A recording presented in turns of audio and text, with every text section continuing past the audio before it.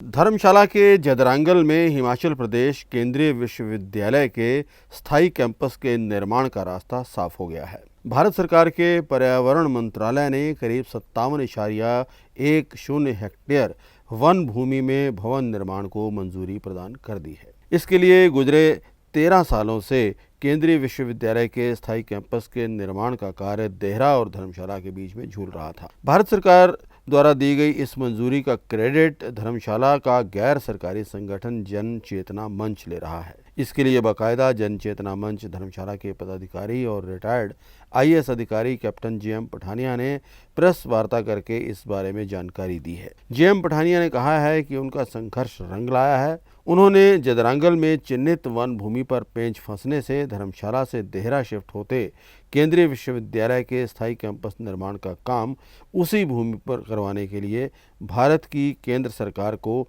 One भूमि clearance के लिए प्रस्ताव भेजा था। इसे अब मंजूरी मिल गई है। उनका कहना है कि अब इसके बाद एक और बड़ी चुनौती उनके सामने ये है कि यहाँ न केवल स्थायी कैंपस का निर्माण हो, बल्कि धर्मशाला के लिहाज से केंद्रीय विश्वविद्यालय के जो रेलेवेंट विभाग हैं वो भी यहाँ पर चलें। वासियों के लिए आज एक बहुत अच्छा एक अवसर था जिसके विषय में हम प्रेस वार्ता करना चाहते थे।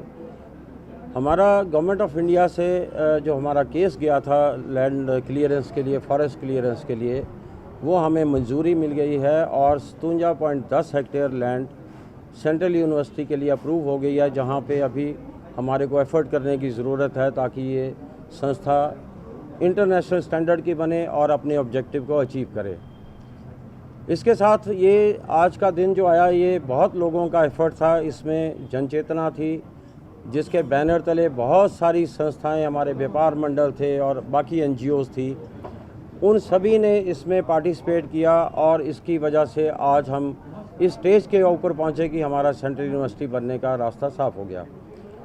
अब असली चैलेंज जन चेतना का और धर्मशाला निवासियों का अब शुरू होगा, जब हमको ये इंश्योर करना पड़ेगा कि सबसे पहले जो आज से पिछले 13 साल तक हमने कुछ राजनीति को इसमें देखा कि जिसने सेंट्रल यूनिवर्सिटी को डिले भी किया और इसका स्ट्रक्चर को भी चेंज किया, आने वाले समय में कोई भी ऐसा कंसिडरेशन के साथ हमारा सेंट्रल यूनिवर्सिटी का क्वालिटी जो है उसको कंप्रोमाइज़ ना हो और सेंट्रल यूनिवर्सिटी जो धर्मशाला में बने या देहरा में जितना पार्ट पोर्शन बने वो नेशनल नहीं बट इंटरनेशनल स्टैंडर्ड की हो।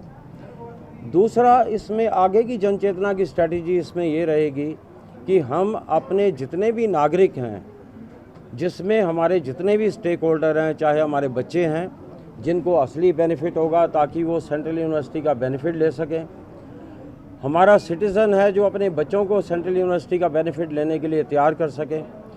यहाँ पे नेशनल और इंटरनेशनल स्टूडेंट्स आएंगे जिससे हमारा टूरिज़्म डेवलप होगा, हमारा ट्रैवल डेवलप होगा, हमारी टैक्सीज़ को फ़ायदा होगा या हमारे व्यापार को फ़ायदा होगा। हम उनको भी साथ लेके उनको भी सेंसिटाइज़ करें ताकि मैक्सिमम सेंट्रल यूनिवर्सिटी का बेनिफिट उसमें मिले।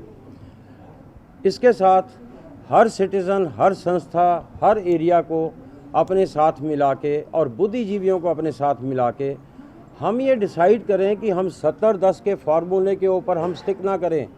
हम सरकार के ऊपर फोर्सफुली, लॉजिकली और रीज़न के साथ हम गवर्नमेंट को इसमें अप्राइज़ करवाएं और गवर्नमेंट को हम ये प्रपोज़ल दें कि यहाँ पे जो रेलेवेंट इंस्टीट्यूशन है, रेलेवेंट डिपार्टमेंट हैं, वो धर्मशाला में बने और जिनकी रेलेवेंस देहरा में है वो देहरा में बने। जैसे जो डिपार्टमेंट ऑलरेडी चल रहे हैं उन डिपार्टमेंट को यहाँ पे चलने दिया जाए, क्योंकि बच्चे और फैकल्टी दोनों उसमें डिस्टर्ब होंगे। इसके साथ जैसे मेडिकल साइंसेस का है, उदाहरण के तौर के ऊपर यहाँ पे मेडिकल कॉलेज टांडा में है और जोनल हॉस्पिटल हमारा यहाँ पे धर्मशाला में है। अगर मेडिकल साइंसेस का इंस्टीट्यूट बनता है तो ये कॉम्प्लीमेंट करेंगे एक दूसरे को, ताकि हमारा दोनों इंस्टीट्यूट को, सेंट्रल यूनिवर्सिटी को भी फ़ायदा होगा, हमारे इंस्टीट्यूट्स को भी फ़ायदा होगा।